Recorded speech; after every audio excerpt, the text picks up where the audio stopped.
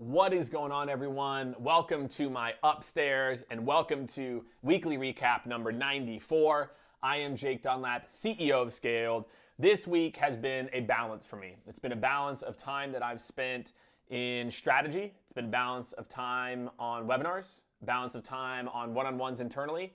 And so I'm excited to share with you what I've been up to this week, both internally, externally. So let's hop into it.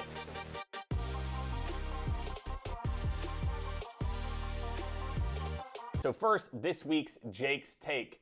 If you haven't been paying attention, Jake's Take is my take on a topic, something I think is relevant to all of you, right?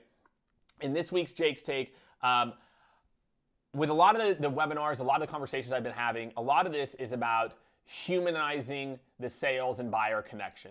And that as sales organizations, we have to do a better job of understanding our current buyer situation, what they're going through, what they're experiencing. Right? And so over the last 6 weeks, I feel like I've been having a very similar conversation over and over and over again. And it's okay. Sometimes it takes me saying it maybe a different way or positioning it a different way. And maybe I say it this way this time and it makes sense. But I think the message that I want to get out to a lot of you is that the concept of getting to know your buyer, the concept of, that preparation and going into a conversation, having done your homework, is one of the most important skills that you are ever going to master as somebody in marketing or as somebody in sales. The more time you prepare, and there's a lot of cliches, right? You don't prepare, you prepare to fail, whatever it is. But I'm telling you, this is real, right? The reason that you're not connecting, the reason your emails aren't connecting is because you're not putting in the work ahead of time. And so the theme for this week is preparation, right? If you want to connect with your buyers more authentically, you've got to prepare to do it. So that's my hot take, everyone, on what we need to do a little bit more of. So this week in Awesome, so I try to do this almost every single month. I'm not successful many months, where I take an entire day off that's really only focused on mid to long-term planning. But I did it on Monday. And I have to tell you, I've really been trying to live more and more by what I'm calling the 70-20-10 principle. 70% for this week, this month, 20% for this month, this quarter, and 10% for the year ahead.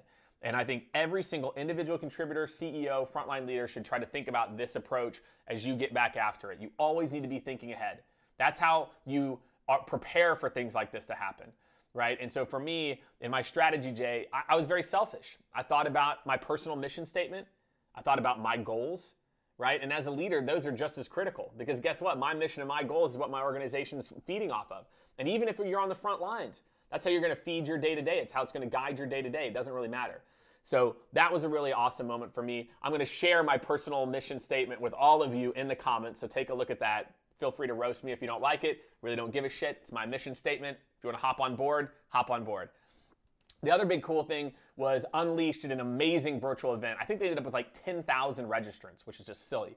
And I did a talk yesterday, and I talked about the essence and the nuances and how sales has evolved. And it's really cool. I talked to somebody who's still in college, 4 or 5 years out, and then someone who's been in the game for like 10 plus years. And I talked to them about their experience. And you start to see these rhythms, you start to see these nuances about what great sales really means. You take a little bit from this group, a little bit from this group, and a little bit from this group, and then you've got modern sales. So it was a really fun week for me, a week to really sit back and reflect. Next up is in the news. So I'm going to go all social media here. First, I want to talk about Facebook. I know a lot of you are like, oh, Jake, why are you talking about Facebook? But I'm telling you, like, this stat was insane to me. There are 700 million people. And I just, to put that in perspective, I think that that's basically the exact same amount of total users on LinkedIn, total, right? That are conducting video calls on Facebook apps daily. It's insane. Right? Across IG, WhatsApp, etc. Obviously, they're all mixed in there. They've released messenger rooms, right? They brought back Facebook Live, and the events have also added a live feature. So I'm telling you, if you're in B2B and you're in marketing, I'd go back, take a look at Facebook. LinkedIn starting to roll out some more features. Some features I think that are relevant to all of you is they're dropping subject lines for messages. Easier to message now people you're not connected to if you have the premium setting and they're an open to connecting person. And there's more user-friendly messaging system that's been built in place for better instantaneous messaging. So you've probably noticed that your kind of like shortcuts have gotten better. And last but not least, I'm just going to spend 5 seconds talking a little bit about Instagram. Instagram has now enabled the ability to go live from desktop.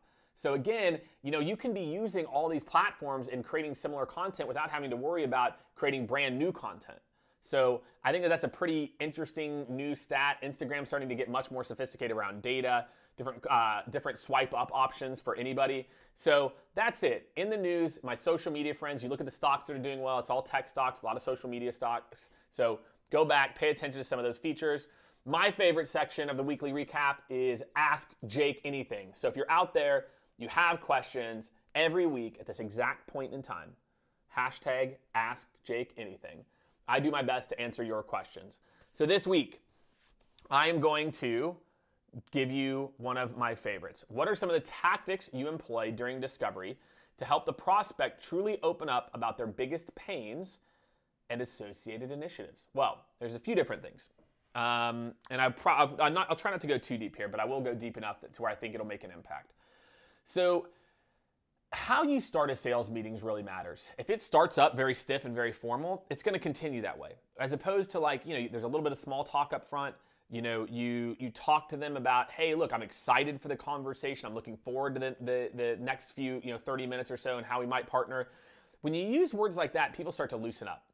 And so in the discovery phase, if your questions are it's not that they shouldn't be scripted. I actually think your questions should be scripted. I think you should ask a very specific order of operations of questions. I know, insert hate mail right here, right? But it doesn't mean you can't humanize the way that you ask the questions. And that's what I'm calling out here, is that I think we all need to take a look at how we humanize the questions. So again, it's like, so John, look, okay, that was interesting. I appreciate you giving me some of that backstory. So I'd like to go just a little bit deeper on, tell me a little bit about the team structure in your in your part of the organization. Versus, hi, John, tell me about the organizational structure of your team, right? So that's it, my friend. If you're looking to humanize a discovery, you want to have a more effective discovery, act like you're talking to just two people. Don't act like you're a robot. Now, you can have your questions written out. I'm totally fine with that. But make sure the context and the way that you deliver the questions is like a human. So that's what's up, everyone. And last, but of course not least, is this week's segment 5, Jake Dunlap Weekly Get It Done Challenge. Okay, this is where I've got a challenge for all of you, something to think about. So it's a very simple one. I want you in the comments, you've made it this far, you've made it all 7 minutes. I want you to drop one thing that you're going to do different now that we're on the other side of this. What is one thing that you promise me that when you go back to work, you're going to change? Something in your personal life, professional life, right? As we start to get on the other side of this, what is that one thing, right? Drop it in. I'm going to drop mine in as well too. So you've got my personal mission statement and you've got my one thing. So make sure to check that out. And again, everyone, the goal of doing this challenge is really just to have some accountability buddies, right? And I love it. I see people putting in there their stop, start, continues. It's awesome. And when you put it out there, for everyone to see, it makes it more real. So I'm going to put my stuff out there. I encourage you, just what's that one thing you're going to do differently? Because someone else might need to hear it, right? Someone else might want to hear what you're going to do differently, and then they feel comfortable saying, I'm going to do something different as well too. So that, my friends, is the recap this week, number 94. I'm out.